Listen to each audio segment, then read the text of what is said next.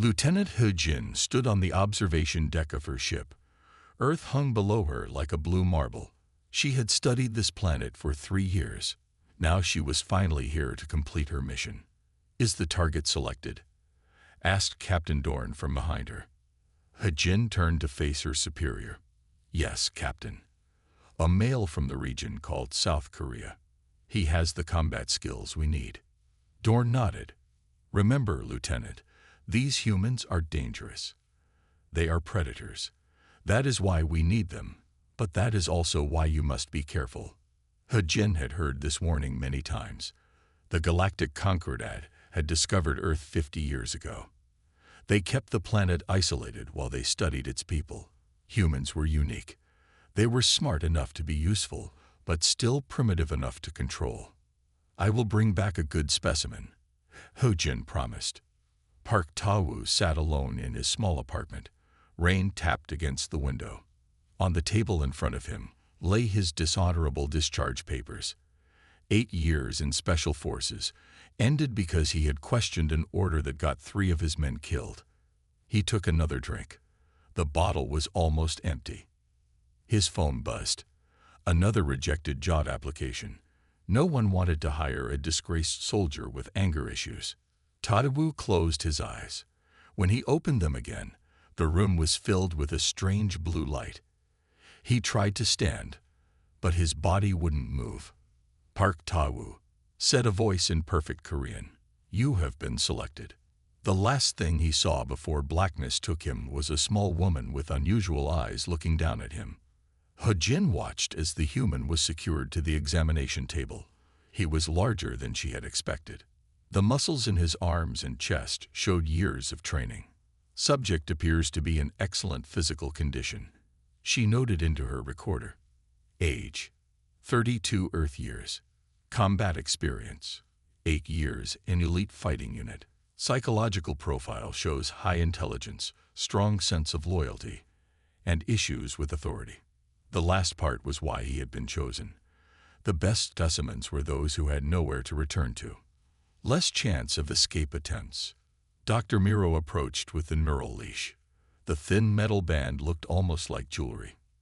"This new model allows for more precise control," he explained. "You can permit speech but prevent aggressive actions. You can allow combat reflexes but prevent them from being used against Concordat personnel." He Jin nodded. "How long until he wakes up?" "Minutes," Miro said as he secured the leash around the human's neck. "Remember, even with the leash, be cautious. These creatures evolved as pack hunters. They are more dangerous than they appear." He Jin dismissed the doctor with a wave. She had studied humans extensively. She knew what they were capable of. That's why they would be so useful in the coming conflict. The human's eyes suddenly opened. He Jin was struck by their intensity. Dark brown, alert, and immediately calculating. He tried to move, then realized he was restrained. Instead of showing fear, his face hardened into something else.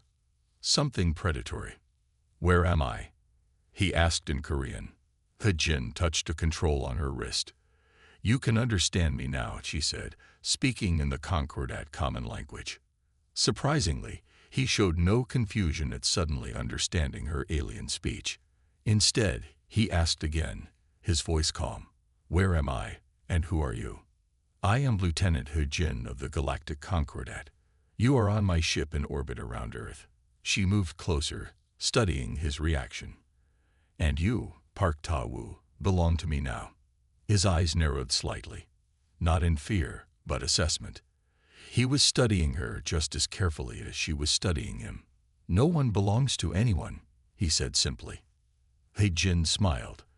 "The leash around your neck says otherwise." For the first time, uncertainty crossed his face as he felt the metal band with his chin. Then his expression changed again, back to that calculating look. He Jin realized she might have selected too well. This human wasn't just strong. He was dangerous. But that was exactly what the Concordat needed. 3 days had passed since Ta-woo's capture.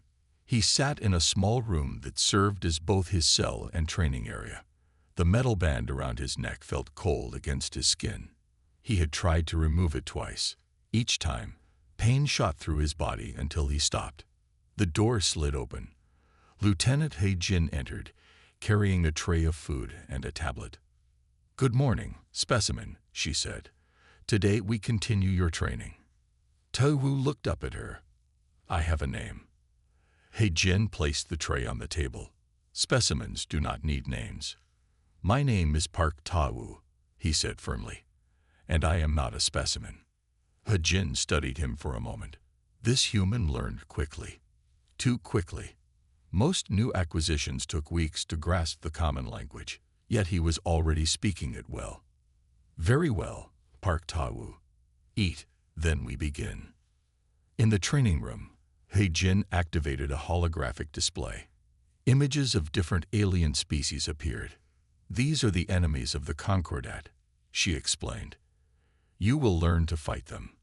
Tai Wu examined each image carefully. "Why do you need humans to fight your battles?" He Jin had not expected this question so soon. "Humans have unique abilities.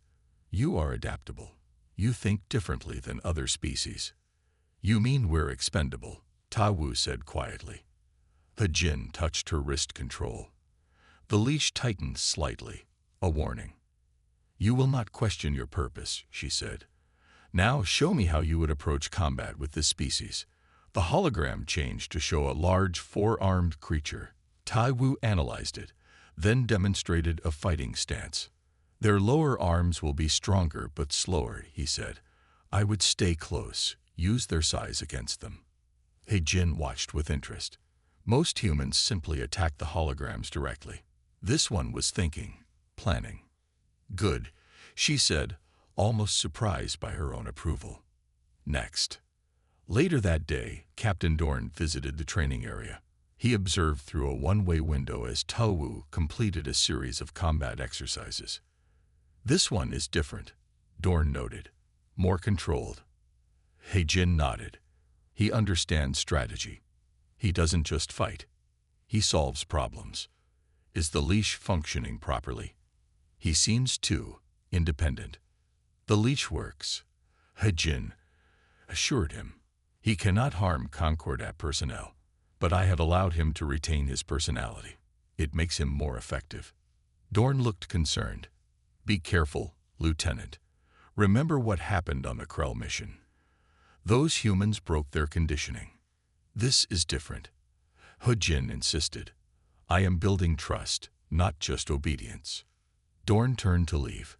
"We enter disputed territory tomorrow. Prepare your specimen for possible combat. And Lieutenant, don't forget what he is. A predator. Nothing more." That night, He Jin reviewed the day's training footage in her quarters. She stopped at one sequence where Tu Wu had defeated 3 combat drones simultaneously. A message alert flashed on her screen. "New orders from Concordat Command. All human assets to be made combat-ready immediately. Situation in the Narvac sector deteriorating." He Jin frowned. Tu Wu wasn't ready for deployment. She needed more time. A knock at her door interrupted her thoughts. She opened it to find Tu Wu standing there, a guard droid behind him. "He insisted on speaking with you," the droid reported. "He claimed it was important." He Jin waved the droid away. "What do you want?" "The ship changed course 3 hours ago," Tu Wu said. "We're moving faster. Something's happening." He Jin stared at him. How had he noticed the course change? The cell had no windows. "You felt it," she realized. "The slight shift in gravity." Tu Wu nodded. "In Special Forces, we were trained to notice small changes. So what's happening?" He Jin hesitated, then decided that honesty might be useful. "We are heading toward a conflict zone. You may be needed to fight for people who put a leash on me." He touched the metal band. "What's in it for me?" "Survival," He Jin answered simply. Tu Wu's eyes met hers. Not good enough. For the first time, He Jin wondered if she had made a mistake. This human wasn't just smart. He was demanding a choice, something no specimen had ever done before. And strangely, she was considering giving him one. He Jin walked quickly through the lower decks of the ship. She had received a message to meet Commander Kell in a secure area. Her mind was still on Towu's words from the night before. The door to Section 12 slid open. She had never been to this part of the ship before. Lieutenant Ho-Jin, Commander Kell greeted her. "I want to show you something." They passed through several security checkpoints. At each one, guards scanned Ho-Jin's eyes and the special badge she wore. "What is this place?" Ho-Jin asked. "The real reason we collect humans," Kell answered. The final door opened to reveal a large room. Ho-Jin froze. Inside were 20 humans in combat gear. Each wore a neural leash like Tawu's. They stood perfectly still, eyes forward, waiting for commands. "These are from previous collection missions," Kell explained. "They have been fully processed." Ho-Jin approached one of the humans, a female with short black hair. Her eyes were empty, showing no emotion or thought. "Processed?" Ho-Jin questioned. "They look obedient," Kell finished for her. "Not like your specimen. You've allowed him too much freedom."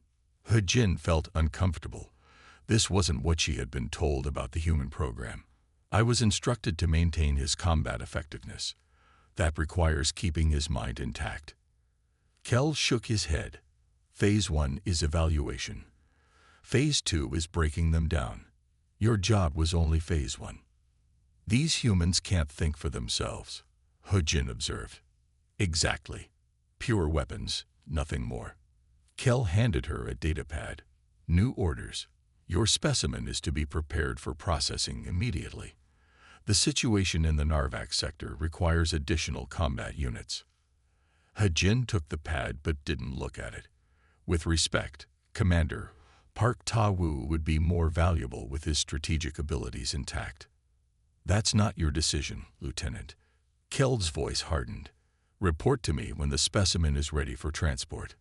Back in her quarters, Ho-Jin accessed the ship's secure files. What she found disturbed her deeply. Earth had not been discovered 50 years ago, as she had been taught.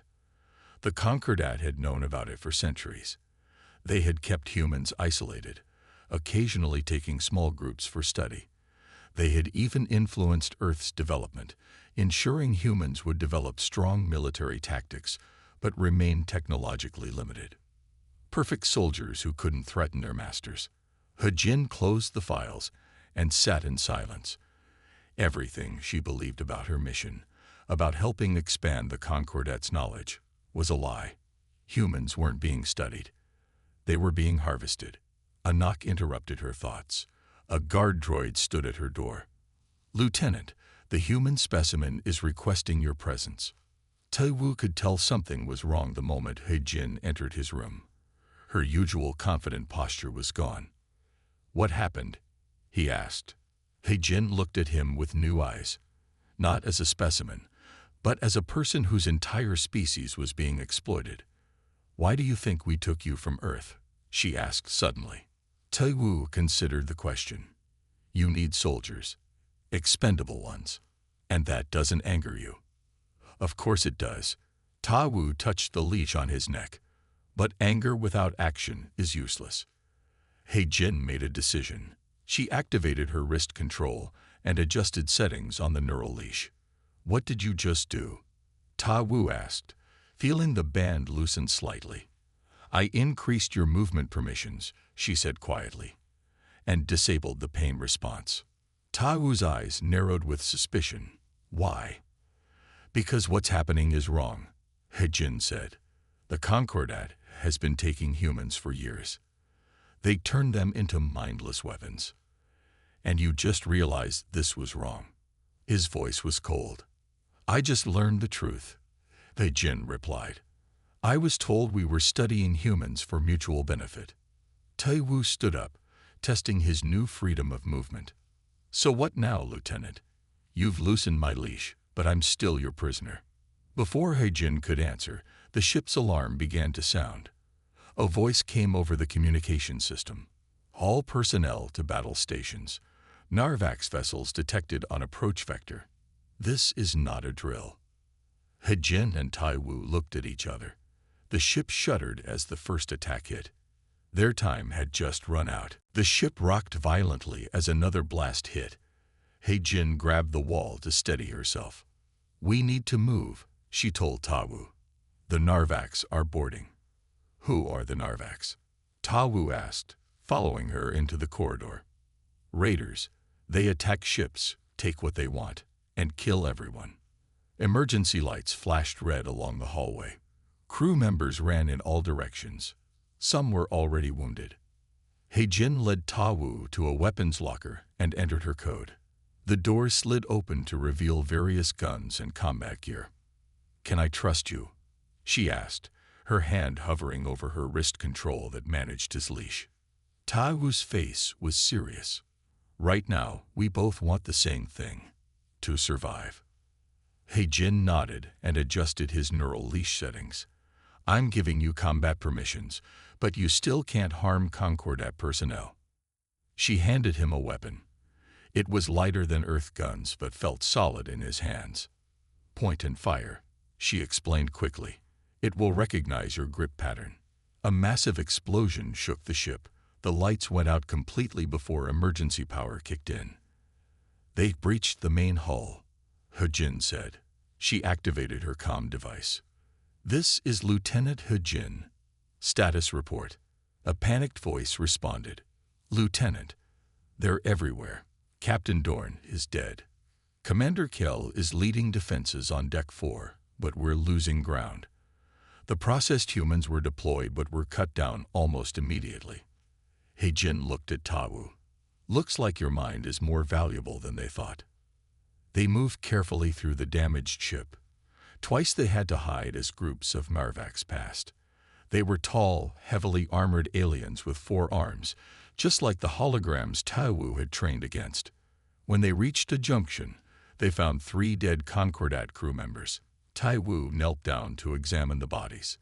"Their armor is weak at the neck joints," he observed, "and here, between the shoulder plates." He-Jin was impressed. Even in this chaos, he was analyzing and adapting. "The command center is 2 decks up," she said. "If anyone is organizing a defense, they'll be there." Suddenly, a group of 5 Narvacs appeared at the end of the corridor. They spotted He-Jin and Ta-Wu immediately in charge. "Run," He-Jin shouted, firing her weapon. She hit 1 raider, but the others kept coming. Instead of running, Ta-Wu stepped forward. He fired 3 precise shots, hitting the weak points he had identified. 2 raiders fell. Then he moved with unexpected speed, sliding beneath the 3rd raider and firing up into its neck. The 4th Narvac swung its weapon at Ta-Wu. He dodged, rolled, and came up behind it. 1 shot to the base of its skull ended the fight. He-Jin stared at him. "How did you?" "You said humans are adaptable," Ta-Wu replied. "You were right." They found more Narvac raiders as they made their way through the ship. Each time, Ta-Wu demonstrated combat skills beyond anything He-Jin had seen before. He didn't just fight. He hunted. He used the ship's damaged sections to set traps. He predicted the raiders' movements and ambushed them instead. When they finally reached the command center, they found Commander Kell with a handful of surviving officers. Kell's eyes widened at the sight of Ta-Wu carrying a weapon. "Lieutenant, the specimen is armed." "This specimen just saved my life multiple times," He-Jin replied coldly. "And he can save yours too, if you let him." "Impossible." The processed units failed against the Narvacs. 1 unprocessed human can't make a difference. At that moment, the ship's sensors beeped. Kell checked the display and paled. "A 2nd Narvac ship has arrived. They're sending more boarding parties." "How many?" asked Ta-Wu. "At least 30 raiders." Ta-Wu looked at He-Jin. "I need full movement permissions. No restrictions." He-Jin hesitated. If she removed all limits from the neural leash, Ta-Wu could turn against them. "Do it," Kell ordered, surprising her. "We have no choice." He-Jin adjusted her wrist control. The neural leash around Ta-Wu's neck blinked once, then went dark. "Now," said Ta-Wu, a predatory gleam in his eyes, Let me show you what humans can really do. 3 hours after Towu's leash was removed, the ship was quiet. The remaining Narvax raiders had either been killed or had retreated back to their ships. Hajin walked through the damaged corridors, stepping over debris and bodies. She found Tawu in what was left of the ship's mess hall. He sat alone, cleaning his weapon. Blood, some his own, most from the Narvax, was dried on his skin. "The raiders are gone," she said. "Both their ships just jumped away." Tawu nodded but didn't look up. "How many of your people survived?" 23 out of a crew of 112. Now he looked at her. "And Commander Kell?" "Dead." The last group of raiders broke into the command center. He kept them busy while I got the wounded out. Tawu set down his weapon. For a long moment, neither spoke. Finally, Hujin reached for her wrist control. "I should reactivate your leash," she said. "Are you going to?" Tawu asked quietly. Hujin stared at the control, then lowered her hand. "No." Tawu seemed surprised. "Why not?" "Because it's wrong," she said. "Everything about this is wrong. The Concordat lied to me. They lie to everyone." She sat down across from him. "What will you do now?" "Try to kill me. Take over the ship." Tawu almost smiled. "I could have done that hours ago if I wanted to." "Then what do you want?" "To go home," he said simply. "To warn Earth about the Concordat." Hajin shook her head. "This ship is badly damaged. We can't reach Earth. Our best hope is to reach Outpost 7, about 3 days from here. We have enough power for that. And then you would be captured again. Processed." She looked down. "I can't let that happen." Tawu studied her face. "You're risking everything." "Why?" "Because I've seen what you can do," Hujin replied. "Not just your fighting skills. I've seen how you think, how you adapt. Humans aren't just predators. You're more." The ship limped through space. Hajin had taken command of the survivors. Most were too shocked by the attack to question her orders. In her private quarters, she met with Tawu. Maps and data files were spread across her desk. "I have a proposal," Tawu said. "An alliance." "Between us?" Hajin asked. "Between me and you, yes, but also something bigger." He pointed to the star maps. "I want to expose what the Concordat is doing to humans. You help me get evidence and get back to Earth. I'll help keep you alive." Hajin considered his words. "That would make me a traitor." "You're already a traitor," Tawu pointed out. "The moment you chose not to reactivate my leash, you betrayed the Concordat." He was right, and Hajin knew it. She had crossed a line and couldn't go back. "Humans aren't just fighters," Tawu continued. "We're pack animals. We form mons. We follow codes." He looked directly into her eyes. "I give you my word. Help me, and I will protect you. Even after everything the Concordat has done to you. To Earth." "You're not the Concordat," Tawu said. "You're one person who chose to do the right thing." Hajin made her decision. She pulled the neural leash control from her wrist and placed it on the table. "No more leashes," she said. "From now on, we work together as equals." Tawu picked up the control and crushed it in his hand. "Equals," he agreed. "So where do we start?" Hajin asked. "Instead of Outpost 7, we need to go here." Tawu pointed to a location on the map. "A Concordat black site. I overheard Commander Kell mention it. That's where they're taking humans for processing. That's deep in Concordat territory. It would be extremely dangerous." Tawu nodded. "Yes, but you've seen what one human can do." A determined look crossed his face. "Imagine what a whole planet of us could do if we knew the truth." For the first time since the attack, Hujin felt something close to hope. The predator she had captured was now her only ally. And somehow, she trusted him more than she had ever trusted the Concordat. The Concordat black site hung in space like a dark star. No windows, no visible entrances, just a massive metal sphere surrounded by patrol ships. Hejin and Taiwu watched it from their damaged vessel. They had spent 5 days repairing the ship enough to reach this location. "How do we get inside?" Taiwu asked. Hejin pointed to a display showing the black site's layout. "There's a supply dock here. Ships bring in food, equipment, and," she paused, "new human specimens." Taiwu's jaw tightened. "How many humans are in there?" "According to the files I accessed, at least 200. They had a plan. Hejin would use her officer codes to dock their ship. She would pretend that Taiwu was a new specimen for processing. Once inside, they would gather evidence and free as many humans as possible. "Remember," Hejin said, "my clearance will get us in, but if anyone checks too closely, they'll know something is wrong." Taiwu nodded. "Then we better not let them check too closely." The plan worked at first. Hejin's codes allowed them to dock. She led Taiwu through the entry checkpoint, his hands bound in front of him. She had placed a non-functioning replica of the neural leash around his neck. "Lieutenant Hejin." A security officer greeted her. "We weren't expecting any new acquisitions today." "Special delivery," Hejin replied calmly.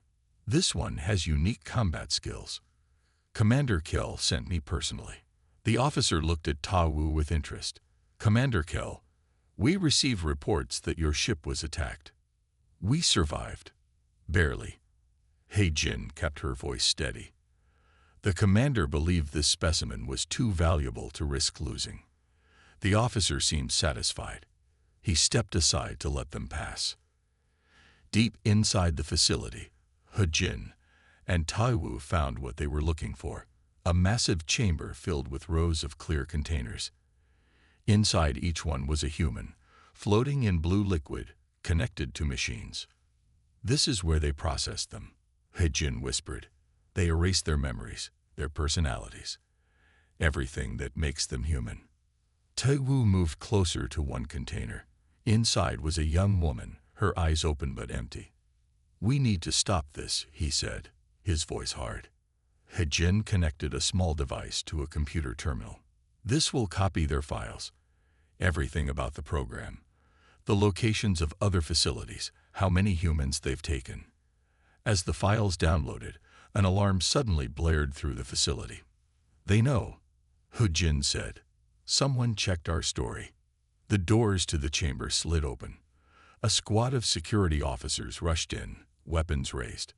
"Lieutenant Hejin," a voice called from behind them. "I'm disappointed." A tall man stepped through the doors. He wore a Concordat uniform with commander insignia, but he was human. "Commander Suho," Hejin said in surprise. Taiwu looked between them. "He's human." "Very observant," Suho remarked. He turned to Hejin. "Did you think you were the only officer assigned to the human program? You're working with them?" Taiwu asked in disbelief. "Against your own people?" Suho laughed. "My people are weak. Look at what the Concordat has given me." He rolled up his sleeve to reveal an arm enhanced with metal and circuits. Power, position, purpose. Humans were meant to be weapons. Hejin noticed that Suho didn't wear a neural leash. "You gave yourself to them willingly." "I embraced my true nature," Suho replied. "Something your pet refuses to do." Taiwu stepped forward. "We're not weapons. We're not pets. We're people." Suho smiled coldly. "No, we're predators. The Concordat simply gives us prey." He signaled to his guards. "Take them. The human goes for processing. The traitor faces execution." Taiwu glanced at Hejin. She gave a slight nod. In one quick motion, Taiwu broke his false bonds and grabbed a weapon from the nearest guard. Hejin dove for cover, drawing her own gun. As chaos erupted in the chamber, Hejin managed to grab the data device from the terminal. Whatever happened next, they now had the evidence they needed. Suho shouted over the gunfire, "You can't escape, and even if you did, you'll never make it back to Earth." Taiwu took down 2 more guards before responding. Watch us. Alarms blared throughout the facility as He-Jin and Taiwu ran through the corridors. Behind them, Commander Suho's forces gave chase. This way, He-Jin called, turning sharply into a narrow passage. There's a maintenance bay with escape pods. They reached a sealed door. He-Jin pressed her hand against the security panel, but nothing happened. They locked us out of the system, she said. Taiwu examined the door. Can we force it open? Not without tools. He-Jin looked around desperately. There must be another way. Suddenly, the door slid open. On the other side stood a Concordat technician, surprised to find them there. Before he could react, Taiwu pulled him through and knocked him unconscious. Lucky timing, He-Jin said as they slipped inside. The maintenance bay was filled with small ships and equipment. He-Jin rushed to a computer terminal while Taiwu watched the door. We have the evidence, Taiwu said, but we still need to escape and reach Earth. He-Jin didn't answer. She was staring at the screen, her face pale. What is it? Taiwu asked, moving to her side. I'm looking at the complete files we downloaded, she whispered. It's worse than we thought. Much worse. She pulled up an image of Earth, surrounded by tiny satellites. These aren't just observation posts, she explained. They're terraforming devices. The Concordat isn't just taking humans. They're changing Earth itself. Taiwu looked confused. Changing it how? Why? To make it habitable for Concordat species. He-Jin's voice shook. The human program is just the first phase. Once they have enough processed human soldiers for their wars, they plan to relocate the rest of humanity to mining colonies. Then they'll complete the terraforming and move their own people to Earth. Taiwu's hands clenched into fists. How long have they been doing this? Centuries. He-Jin pulled up more files. And Earth isn't the first. Look. The screen showed images of other planets and alien species, some that looked almost human, others completely different. These worlds were all terraformed and colonized by the Concordat, He-Jin said. Their native species were either relocated or— She couldn't finish the sentence. Or wiped out. Taiwu finished for her. The door to the maintenance bay suddenly shuddered as something hit it from the outside. They were running out of time. We need to get this information to Earth, Taiwu said urgently. He-Jin pointed to a small ship in the corner of the bay. That scout vessel has an interstellar drive. It can reach Earth, but it only holds 2 people. What about the humans here? We can't just leave them. He-Jin made a difficult decision. We can't save them now. But if we get this information to Earth, maybe we can save everyone. She placed a hand on his arm. Sometimes one battle must be lost to win the war. Taiwu nodded reluctantly. They ran to the scout ship and climbed inside. He-Jin's hands flew over the controls, starting the engines. They're breaking through the door, Taiwu warned. The bay door behind them began to open. Commander Suho appeared with a squad of guards. Stop them, he shouted. He-Jin activated the launch sequence. The small ship rose from the floor as weapons fire bounced off its hull. Hang on, she told Taiwu. The scout ship shot forward, out of the bay and into open space. Behind them, larger ships began to pursue. They're following us, Taiwu said. He-Jin pushed the engines to maximum power. We need to reach the jump point. Once we enter hyperspace, they can't track us. As the stars streaked past, Taiwu studied the data they had stolen. Something caught his eye. He-Jin, he said slowly. According to this, Earth isn't as helpless as the Concordat thinks. What do you mean? It says here that Earth governments have recovered crashed Concordat ships over the years. They've been reverse engineering the technology. Hope flickered in He-Jin's eyes. So Earth might have defenses we don't know about. Maybe. Taiwu looked at the approaching jump point. And they're about to get a warning from 2 unlikely allies. 3 days later, the small scout ship approached Earth. He-Jin had never seen it from this angle before. Blue oceans, White clouds, green and brown land. It was beautiful. "We made it," she said quietly. Taiwu nodded. "But will they believe us?" As they entered Earth's atmosphere, radar stations across the planet detected them. Fighter jets rose to intercept the alien craft. "They're going to shoot us down," He-Jin said, watching the approaching jets. Taiwu took control of the communication system. "This is Park Ta-woo, former Korean Special Forces. I'm returning with critical information about an alien threat. Hold your fire." There was a long pause. Then a voice responded. "Identify your passenger." "Her name is He-Jin. She's a friend." Ta-woo looked at her. "She helped me escape and brought evidence of the Concordat's plans." Another pause. Then, "Follow our jets to these coordinates. Any deviation will result in immediate action." The scout ship landed at a hidden base built into a mountain. Armed soldiers surrounded them as they stepped out. Taiwu raised his hand slowly. He-Jin did the same, looking nervously at the weapons pointed at them. A tall woman in a military uniform approached. "I am General Juri.